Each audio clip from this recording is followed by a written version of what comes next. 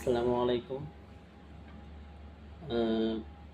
Milestone স্কুলের যে দুর্ঘটনা ঘটে গেল সে বিষয়ে কিছু আহ, বলার জন্যই আসা।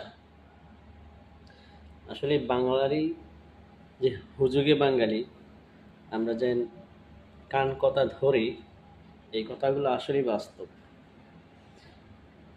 যারা বলতেছে এখানে লাশের সংখ্যা বৃদ্ধি পাবে, এখানে হতাহতের সংখ্যা বৃদ্ধি পাবে, তাদেরকেই কিছু বলার জন্যই আজকে আমাদের এই ভিডিও। তো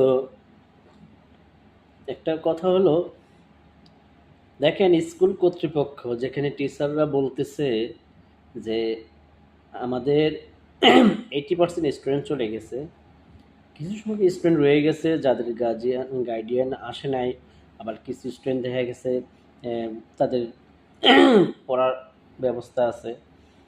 যারা একটু দুর্বল স্টুডেন্ট তাদের জন্য এক্সট্রা ক্লাসের ব্যবস্থা আছে, এক্সট্রা।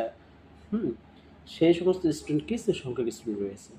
তো ওই সমস্ত স্টুডেন্টরাই ওই হতাহতের ঘটনায়, ওই দুর্ঘটনার কবলে পড়েছে। তো এখানে তো লাশের সংখ্যা বেশি হওয়ার প্রশ্নই ওঠে না। আর এখানে লাশ গুম করে ফায়দা কি আপনারা বলেন? এখানে কোনো ফায়দা আছে? বলে হ্যাঁ, রাষ্ট্রের ফায়দা থাকতো, এখানে কোনো হয়েছে। তাছাড়া লাশ গুম করা হয়, যে লাশগুলো গুম করা হবে তাদের কি গার্জিয়ান নাই? এটা কি কোনো এতিমখানা? এটা কি কোনো মাদ্রাসা? বলেন আমাকে। হুম যে এতিমখানা, এখানে বা পিতামাতাহীন কিছু স্টুডেন্ট রয়েছে, সেগুলো গুম করে ফেললে সমস্যা নেই কোনো। তো যারা এই ধরনের প্রোপাগান্ডা ছড়াচ্ছেন তাদেরকে বলবো, আপনারা এই ধরনের কুসংস্কার থেকে বেরিয়ে এসুন, দেশকে সাহায্য করুন, দেশের মানুষকে সাহায্য করুন, দেশের সরকারকে সাহায্য করুন। আসলে আমাদের অভ্যাসের জীবনে পরিবর্তন হবে না। আমাদের মতো এই জাতির জন্যই স্বৈরশাসক প্রয়োজন। যুগে যুগে এরকম স্বৈরশাসক আসবে এই জাতিকে ঠিক করার জন্য। অতএব সবাই এই সমস্ত প্রোপাগান্ডা থেকে বের হয়ে আসুন।